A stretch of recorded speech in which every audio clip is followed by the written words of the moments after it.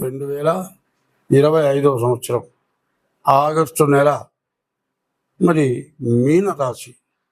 ఈ మీనరాశి ఫలితాలు ఎట్లా ఉన్నాయి చెప్పుకుందాం.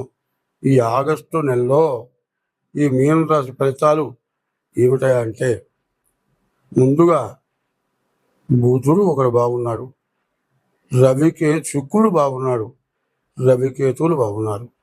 మిగతా గ్రహాలు ఏవి బాగాలేవు. కాబట్టి గురువు కూడా బాగాలేడు. గురువు అర్ధాష్టమంలో ఉన్నాడు, శని ఒకటింట ఉన్నాడు. వీళ్ళిద్దరు కూడా విపరీతమైన ఖర్చు పెట్టించేవాళ్ళే. తర్వాత రవి విద్యాకారకుడు, రవి బాగున్నాడు, కేతువు కూడా బాగున్నాడు, శుక్రుడు బాగున్నాడు. ఈ 3 గ్రహాలు మాత్రం పూర్తిగా బాగున్నాయి.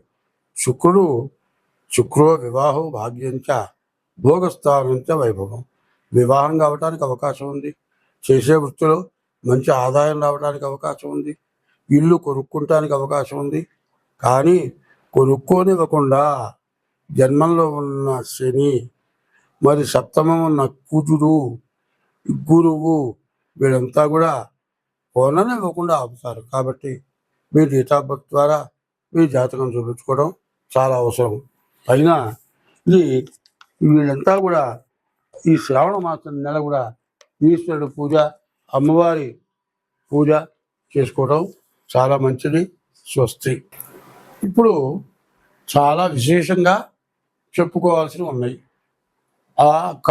వై ఆషాఢం, కార్తీకం, మాఘం, వైశాఖం ఇవి చాలా విశేషమైన నెలలు. ఆషాఢంలో ఆషాఢ శుద్ధ ఏకాదశి, తొలి ఏకాదశి రోజున శ్రీ మహావిష్ణువు పాలసముద్రంలో యోగ నిద్రలో ఉంటాడు. కార్తీక మాసంలో కార్తీక శుద్ధ ఏకాదశి రోజున తులసి వనంలో భూలోకంలోకి వస్తాడు. కాబట్టి ఈ నెలలు చాలా విశేషమైనవి. ఏమిటా అంటే, ఆషాఢ మాసం మరి తొలి ఏకాదశి, మరి చిట్లు జిగిచ్చి బాగా మొక్కలు మొలిచే టైము.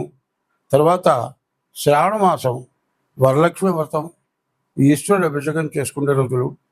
మరి భాద్రపద మాసం వచ్చేవాళ్ళకల్లా దేవతల కంటే విశేషమైన వాళ్ళు పితృదేవతలు. శ్రావణ బహుళ పాడ్యం నుంచి అమావాస్య వరకు కూడా ప్రతి వాళ్ళు కూడా పితృదేవతలకి మరి వాళ్ళకి శ్రాద్ధం పెట్టాలి. కనీసం తర్పణైనా చేయాలి. దర్భ వేలికి పెట్టుకొని తర్పణ చేస్తే, ఆ తర్పణ చేసిన తర్వాత జంజం ఏం చేస్తాము, దండలాగా వేసుకొని నేల మీద నీళ్లు పిండి కళ్ళగద్దుకుంటాము. ఆ నీళ్లు పిండేటప్పుడు ఒక మాట చెబుతాం, ఏకేచ అస్మత్కులే జాతా అపుత్రా గోత్రిణో మృత తే గృహంతు మయా దత్తం సూత్ర నిష్పీడకం. ఈ సమయంలో పితృదేవతలకు తర్పణ చేశాము. నా వంశీకులు కానీ, నా గోత్రికులు కానీ, మరి ఎవరైనా కానీ కర్మ చేయక, మరి దానం చేయక, ఎవరు తగలబెట్టక, ఎవరు సమాధి చేయక, కొండల నుంచి పడి చచ్చిపోవటం కానీ, ఏదైనా కాలిపోయే వాటిలో పడి కాలిపోవటం కానీ జరిగి ఆ మనిషి ఉన్నాడనుకోని కర్మ చేయకపోతే వాళ్ళంతా నరకంలో ఉంటారు. వాళ్ళందరికీ కూడా ఈ జన్యంతో పిండిన నీళ్ల వల్ల వాళ్ళకి ఉత్తమ గతులు కలుగుగాక. ఏకైచ అస్మత్కులే జాతా, నా కులంలో పుట్టిన వాళ్ళు, అపుత్రాహ పిల్లలు లేని వాళ్ళు, గోత్రుడో మృత గోత్రీకులు లేని వాళ్ళు, గోత్రుడో మృత చే గృహంతో ఈ ధన్యం నీళ్ళలో ఉంచి కింద భూమి మీద పిలుస్తున్నాను. వీళ్ళు నరకంలో ఉంటే మోక్షానికి పోవాలి అని చేస్తున్నాం. దేవతా పూజల కంటే పితృదేవులకి తలకి భాద్రపద మాసంలో బహుళ పక్షంలో కనీసం తిలోదకాలైనా ఇవ్వటం మీరు పితృ రుణం తెచ్చుకున్నవాడు అవుతారు. శ్రావణ మాసమేమో అమ్మవారు ఈశ్వరుడు, భాద్రపద మాసం వచ్చేప్పటికల్లా పితృదేవతలు, ఆశ్రయంలో వచ్చేప్పటికల్లా పార్వతి అమ్మవారు. పాడ్యమి నుంచి మరి దశమ వరకు శరన్నవరాత్రులు, 10 రోజుల నవరాత్రులు, తర్వాత 10 రోజులు నవరాత్రులు. మరి కార్తీక మాసం వచ్చేప్పటిగా ఈశ్వరుడు పూజలు. కార్తీక మాసంలో కార్తీక శుద్ధ ద్వాదశి రోజున విష్ణుమూర్తి భూలోకంలో తులసి వనంలో సాక్షాత్కరిస్తాడు. ఆ రోజున దేవుడు ఎక్కడున్నాడో మనకు తెలియదు. దేవుడి దగ్గర మనం పోవాలంటే పోలేము. మంత్రంలో ఏం చెప్పారు? సహస్ర శీర్షం దేవము, 100 తలకాయలు ఉన్నాయి. విశ్వాక్షం, భూమి ఆకాశం అంత కన్నుంది. ఆయన మనం చూడగలవా? చూడలేము.